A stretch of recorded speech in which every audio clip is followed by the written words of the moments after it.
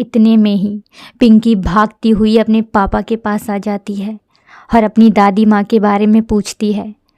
पापा, आप दादी माँ से मिलने गए? कैसी हैं वो? नहीं बेटा, दादी माँ ठीक नहीं हैं, उनकी तबीयत बहुत ज़्यादा ख़राब है। पापा, तो आप दादी माँ को घर ले आइए ना।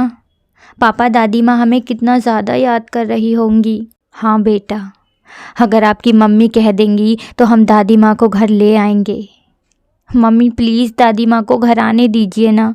मम्मी प्लीज़ आने दीजिए दादी माँ को।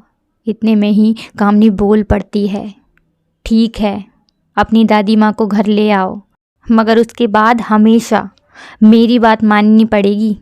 मैं जैसा कहूँगी वैसा सुनना पड़ेगा। इतना सुनकर अजय की खुशी का ठिकाना नहीं रहता। जल्दी जल्दी अपने कमरे में सोने चला जाता है ताकि जल्दी से सुबह उठकर माँ को ला सके।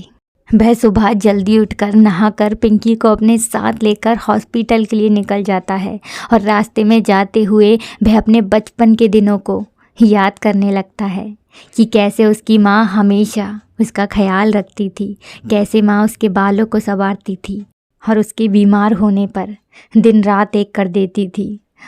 उसको अपनी माँ की बहुत सी बातें याद आ रही थी। वह सोच रहा था कि जब माँ को घर लेकर आऊँगा तो उनकी खूब सेवा करूँगा, कभी भी उनको किसी चीज़ की कमी नहीं होने दूँगा और अपनी गलतियों के लिए उनसे क्षमा भी मांगूँगा। मैंने जाने अनजाने माँ का बहुत दिल दुखाया है। जब अजय हॉस्पिटल पहुँचता है तब उसके कदम मानो रुकने का नाम ही नहीं लेते हैं। वह लंबे लंबे कदमों से माँ के कमरे की ओर पहुँचता है, इस उम्मीद के साथ कि अब हमेशा उसकी माँ उसके साथ रहेगी। पर जैसे ही उसकी नज़र बिस्तर पर जाती है तब एक नर्स माँ का चेहरा ढक रही होती है।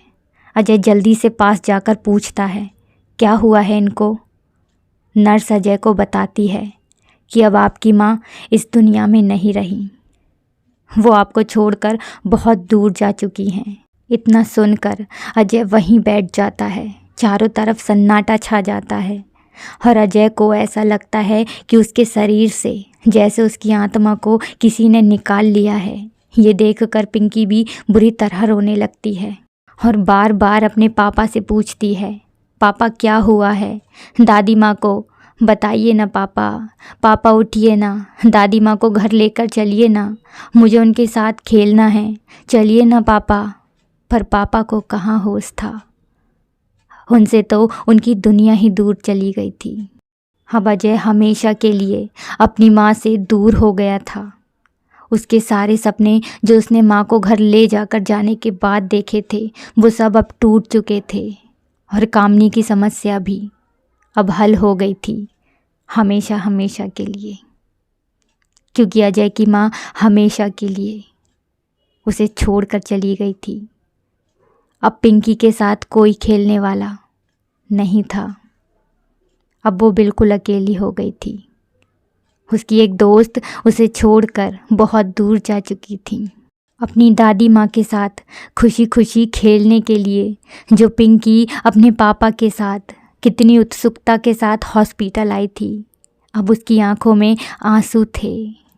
और उसके पिता जो पता नहीं कितने अरमान लिए अपनी माँ को घर ले जाने के लिए आए थे, उनका दिल पूरी तरह टूट चुका था और उनकी आत्मा बस एक आवाज़ दे रही थी, माँ तुम क्यों चली गई, तुम क्यों चली गई माँ।